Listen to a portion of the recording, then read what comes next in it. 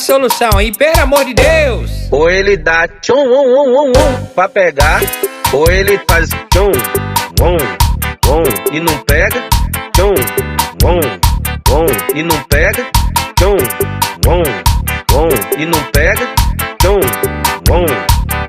e não pega, tac, tac, tac, e não pega, tac, tac, tac, e não pega, tac, tac, tac, e não pega, tac, tac, tac, e não pega. Eu acho que eu entendi mais ou menos, sabe? Mas repete aí pra eu ver. Ou ele dá tchum, pra pegar, ou ele faz tchum,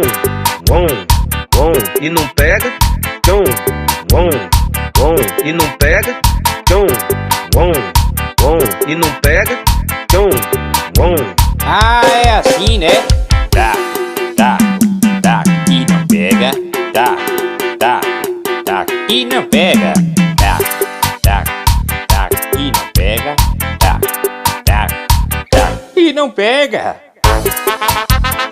Agora esse diga aí você não tá entendendo não, você tem de me explicar direitinho. Pois é, meu filho, não aguento mais gastar com esse carro velho não, meu não. Eu acabei de comprar 4 rodeiras novas pra botar nele. O botijão de gás tá aí, é 0.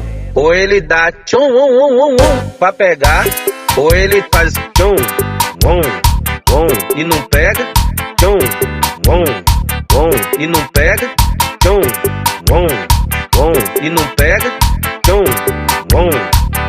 e não pega, tac, tac, tac, e não pega, tac, tac, tac, e não pega, tac, tac, tac, e não pega, tac, tac, tac, e não pega.